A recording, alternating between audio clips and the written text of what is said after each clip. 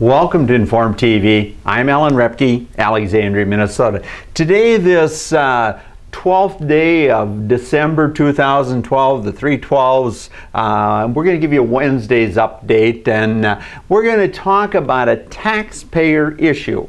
And that's why we want you to listen to this. It's not a farm issue, it's a taxpayer issue. And I've always said, you want to track farming or listen to a person like myself that tracks agriculture and tracks lots of things, but agriculture is the best way to have an understanding of what's going on. It's in our midst here in outstate Minnesota. We all have somewhat of a background on it from a standpoint. If you got a friend that does a little farming, works for a farm, grandpa used to be a farmer, that type of thing. And hopefully our educational system is finally waking up that we have to teach better economics to our students. But as I criticize them here, there's a reason I criticize them. What happened in the housing mess is become a disaster for their graduates, and they should be ashamed of themselves, whether they're the school district here in Alexandria, the tech center here, or any university or technical school or high school that any of you attended. The economics today are outrageous. They only could happen if people were not educated well, or were convinced or told it's none of their cockeyed business. Well, this cliff we're talking about, people, is soon going to be all our business and everyone's business. And so what we're going to look at, we talked about Chucky Melberg, the big farmer, who probably farms in this 10 to 15,000 acre example from a University of Minnesota professor, Department of Economics. So we're looking about your own tax dollars, what your tax dollars are really doing to show you, and should be challenging some of these things, but rather they're involved in what? Making sure the people that are involved in this use special services of a public university to make more, or what we're talking about here, so the banker doesn't lose any money. And the interesting thing I'm talking about today relates to this ultimate insurance series, especially when we're talking for Common Citizen Insurance Exchange in St. Paul that our state government wants to set up with Obamacare and all this kind of thing. So at any rate, to keep you on board here today on looking at your job, this seminar for bankers that I'm going to discuss here today, they're talking about using our university officials to see that farm failures are prevented, and mainly prevented by what? You taxpayers making sure there's good revenue insurance to protect the bankers, to protect the big farmers, and what about us? Who's paying the bill of this thing?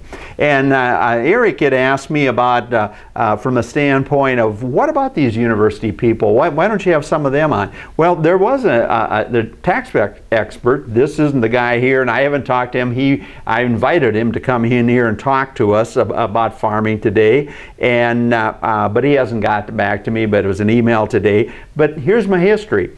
Old George Ream, a good soil scientist, economist, agronomist. I tried to get him to come in here over a year ago and talk some economics of ethanol, and some, well, I don't pertain to that. He knows me, and he knows darn well when he comes to the camera in front of me, he's not going to blow any smoke in my face just because he's got some big degrees. He's a good guy historically, but the truth of the matter is, it's everything at the top of the pyramid. And George wants to stay working for the university. You toe the line of big money, or you're out the door as another senile, incompetent professor emeritus. And they all know this. Plus, they've got a really good tax guy who travels the country, similar to what we're going to look at today. And historically, much of this travel is strictly as consultants.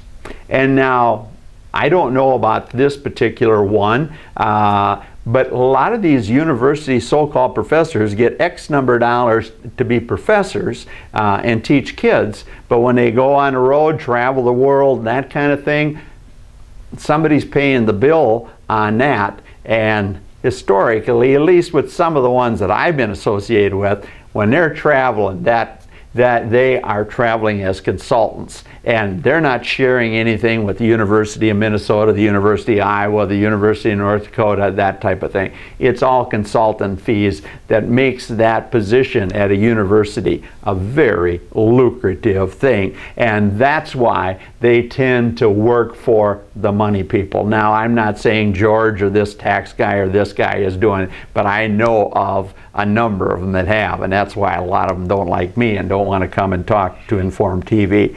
But at any rate, when we look at some simple numbers here today, we're going to go through this article. Why? Because the story is based on what?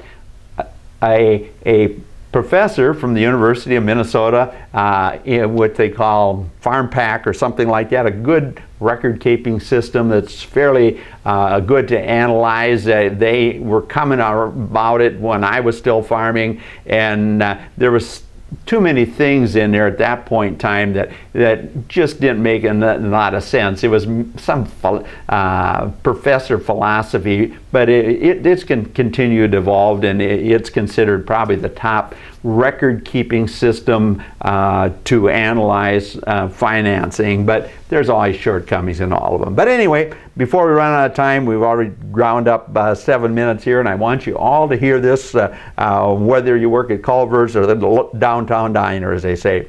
And the article is about it. DTN, you can go to DTN Ag, it's free there, anybody can read it. I recommend it. DTN's a good source, but it's a European foreign-owned entity that controls what?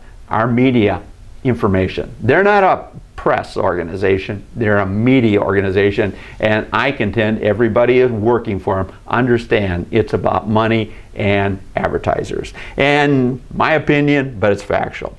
And this story is about preventing big farm failures, and it fits in well with Chucky Melberg. But in Chucky's case, I told you how he got some fine family land at the low end of the price, and gave him a super base to go from, had the old man's machinery, that type of thing, and moved forward with hard work and good farming and whatever. But here's the story today we're going to run through quickly.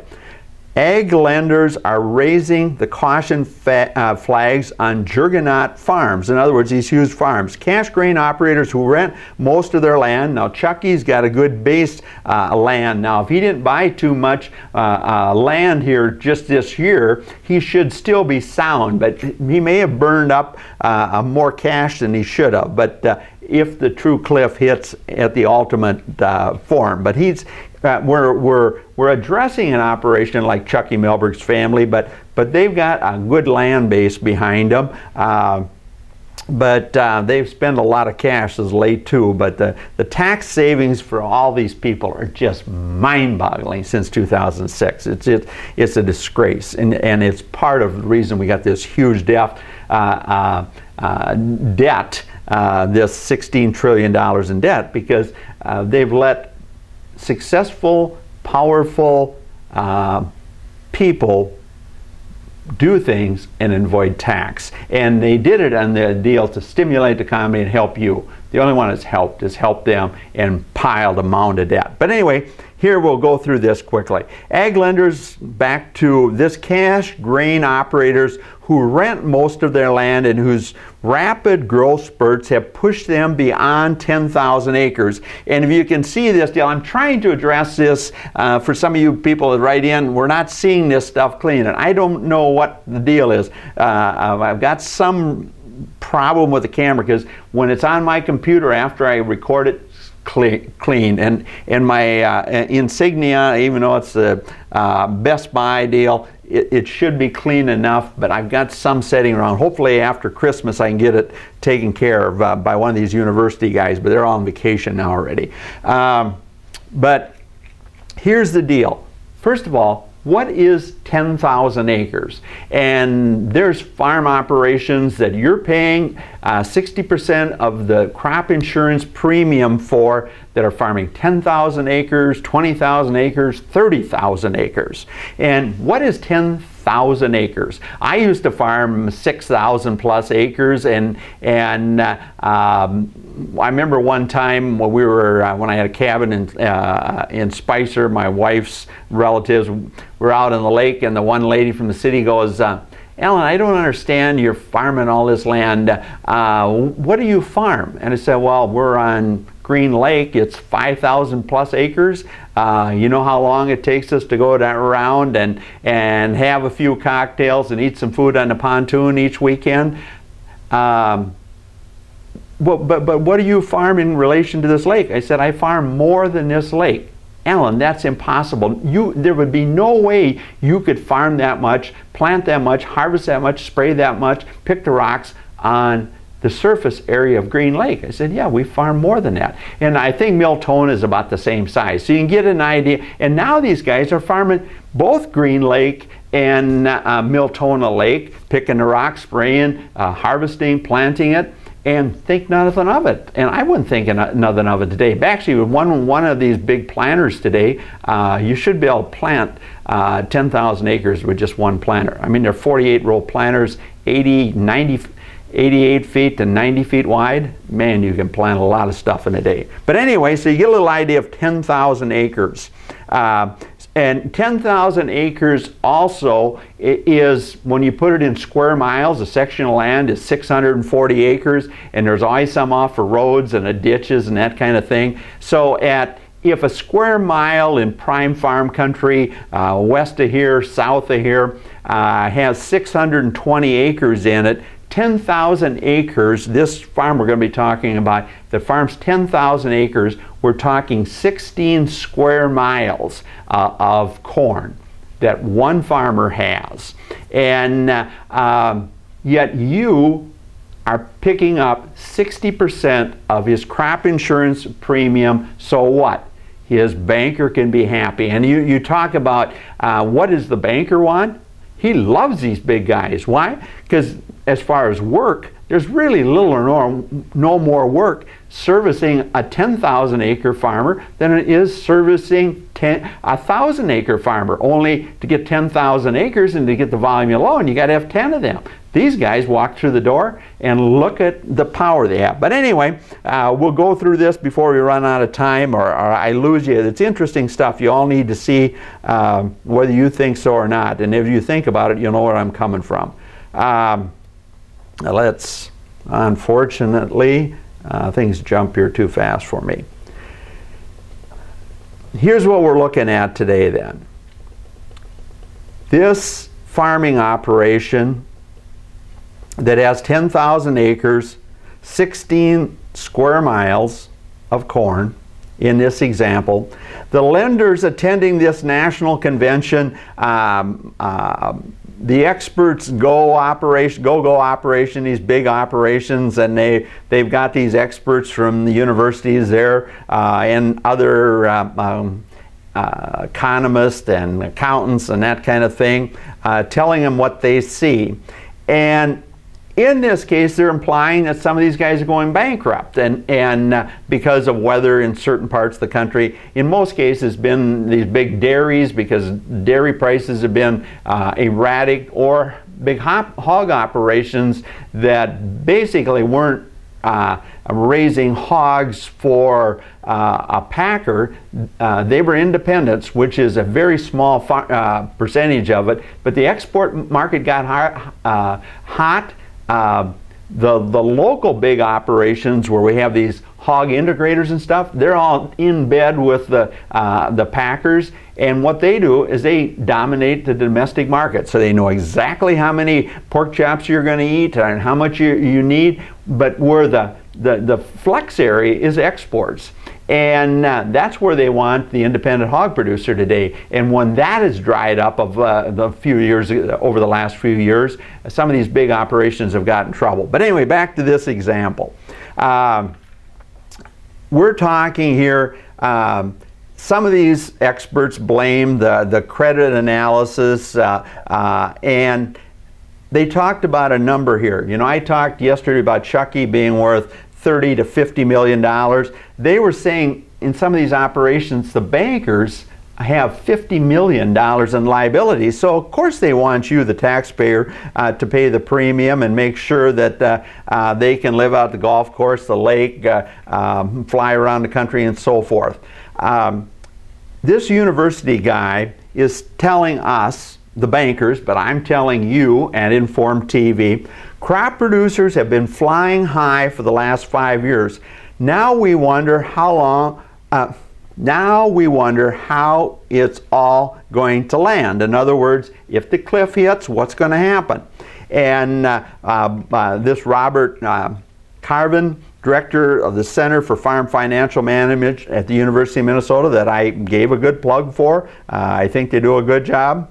And he's talking here, the largest 20% of operators in his database have really taken off in size and revenue compared to the rest of the pack, the average farmer, since 2007. Remember I told you since 2006 has been a gravy train, and yet they kept getting these direct payments for corn of about $25 an acre, and you picked up 60% of their crop insurance premium, so they were covered all the way around. But that growth poses some serious risk, he's telling us, when extreme weather shaves yield below expectations, as in the Eastern Corn Belt. They're talking about Illinois, Indiana. In the Eastern Corn Belt, that parts of the yield had 3 straight years of subpar yields. Well, that would be a pretty limited basis. Illinois is a very consistent area. Some of the stuff in south and lighter ground, they've had some issues. But here's the issue, and I talked about that the other day. And he goes on to say, some with average cash rents, this is just rent, of $400 per acre. Just think of that, paying $400 an acre. A lot of your grandpas and great-grandpas, that's what they paid for the farm.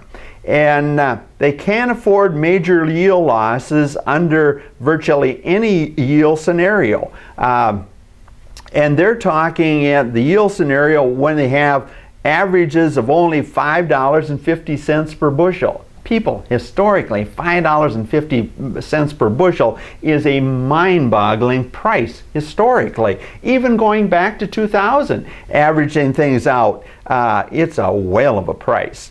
And anyway, this guy from the university is saying input costs are running up in southern Minnesota. Then he goes on to say, in 2013, returns for a 10,000 acre corn grower with $400 per acre rent and an 80% revenue protection policy at 192.5 yields and $5 per bushel corn. This is the typical journalist writing here. She really doesn't know what she's talking about here. This guy maybe averaged a 192. His insurance protection is about 175, and then he gets 80% of that with a, we're catching up here to the grower at a 192 yield and $5.50 selling price.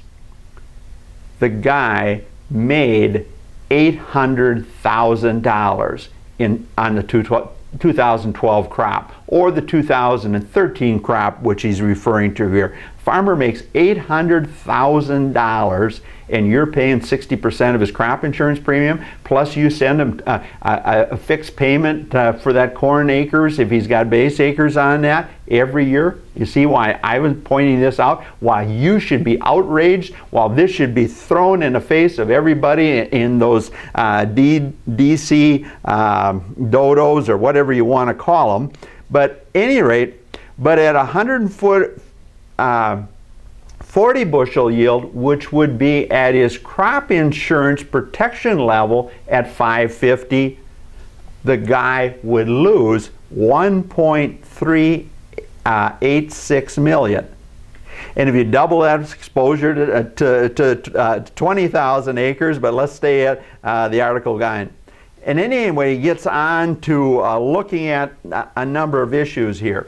he talks about working capital. You know, anybody who knows anything about a business, your own home, what some of these financial gurus always say you should have, what, 3 months of salary on place to be ready for the financial cliff and all this kind of thing, lots of ratios. In agriculture, he's saying here now that they want 38% in liquid assets. In other words, corn in the bin that's not is not sold, or if it is sold, the money isn't going anyplace. It's cash in the bin, or they got cash in the bank because they sold last year's crop at a high price, so they've got cash. So what are they talking? In this ratio, he's talking about $400 per acre cash on hand. Incredible amount of money. For 10,000 acres, we're talking, what, $400,000? It's more than that. Anyway, I'm not going to rate the numbers because I'm running out of time on yours, and I want you. So what they're talking about, if these guys that are renting big amounts of land, 85% of their land, they have great exposure. And some of these big banks, they're always talking about projects here of what's going on. And before I run out of time, I can come back to this article. I want to show you some interesting numbers that this University of Minnesota person showed at his convention. They were showing here this 192 bushel yield. The guy at 550 made $800,000. But at 6 1/4, this farmer that you taxpayers are sending him money on his base acres up to about $40,000, just like that one Melbourne kid was getting, or if there's sons involved, 3 people, 3 entities, mom and dad, sons with 2 wives, and they got this good corn yield. And I know people in southern Minnesota that averaged 210 this year, but at $6.25 a bushel, they made $2.244 million. And if they sold it at 7, they made $3.6 million, yet you still sent them that $40,000 per family, and you could have potentially sent them $80,000 per family if the numbers are right. In this case, it probably would be. What I'm looking at here is if they had a yield of 210 bushel per acre at $7 a bushel, that farming operation that your university professor is talking to a national bankers conference about, they would have made net $5 million. Just think of that, $5 million, yet you still send them a subsidy. You still paid for 60% of their crop insurance premium. The other thing I want to show you here today as we're looking at some of these numbers is this particular example, if I can get it to come up here quick. Just hold on. Here's the numbers that this example isn't showing, but why the bankers are so concerned. The ag credit down the street here on Broadway, or if you look at your Wells Fargo bank or the big community bank that you have in your town, here's some interesting numbers. This university guy talking to the National Ag Bankers Association was showing 140 bushel yield times 550. In other words, they were gross in that scenario. If the yield would go down, they would gross $770 per acre. But with $400 per acre cash rent, there's not much room there. And that's where he's saying that's about a break even in a number of price scenarios.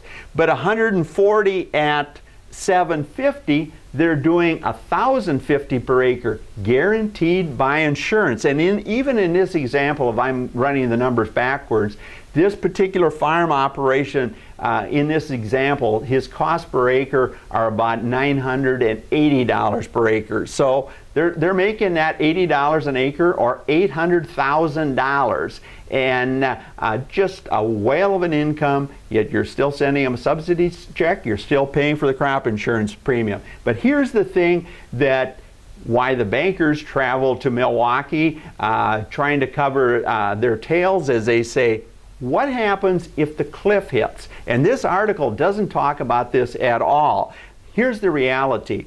And I told a local farmer here that at the downtown diner, he said, Al, we've got X number of bushels in the bin. It's worth $7 a bushel, but we're going to see what the final numbers in January comes out. And you think that's a good move? I said, yeah, I think this corn supply is incredibly tight. But here's the shaky thing. I told him. I said, if the cliff hits and they don't manage these derivatives and futures markets right, what could happen? I'm telling you, and I told that farmer, you could have $3.50 corn. And in fact, you could have $2 bushel corn like these farmers did in 2005. He said, that's not possible in this environment. I said, it's incredibly possible. But anyway, back to our story we're talking about here on crop insurance and what your university professor is telling the Bankers Association. And they're not using this example, but they should have. And at the bar, if they were talking to me at the bar afterwards, they would have been asking me this in the olden days. Here's he has insurance protection of 140 bushel per acre. But if the price, once again, if we hit the cliff here in the 1st of January, they don't get something done, and this farmer who's been making big money has pressure and gets that banker to say, you're going to finance me next year because I own all this equipment, I got fertilizer down on all this land, and da-da-da-da-da-da-da. So he signs the note with the farmer and the farmer's wife in January. What happens in February, the way the current federal crop insurance system is set up? We talked here how last year the price went from $5.68 a bushel that was set in February, but it jumped up to $7.50. Look at all the additional coverage that banker had. Here's the example nobody wants to talk about, but they should with the cliff. That same farmer with 140 bushel of yield protection this past year had revenue protection of $1,050 per acre.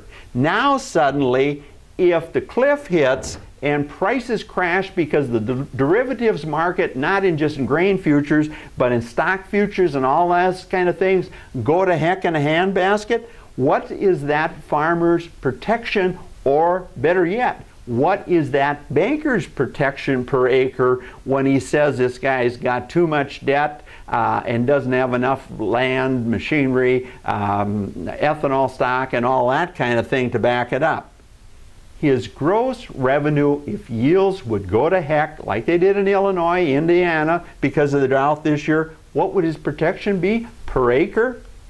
$490 an acre. He's already paid little old granny out there $400 an acre, so he's got a lousy $90 per acre left in gross revenue to address costs that I said were $980.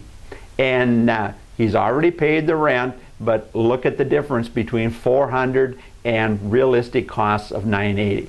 It blows you away and should scare the dickens out of those bankers, and it's why the bankers and the big farmers want you guys to keep protecting him. But the reality is, if the price scenarios go different than they did last year, and they start out with a really lousy price of now of $3.50, and this is better than the target price they're talking about in the 2008 the Farm Bill, or even the one they're debating now, I believe. I can't remember what their target prices they're talking. They don't want to talk target prices, but they should. But look at that example, the incredible exposure that banker's at.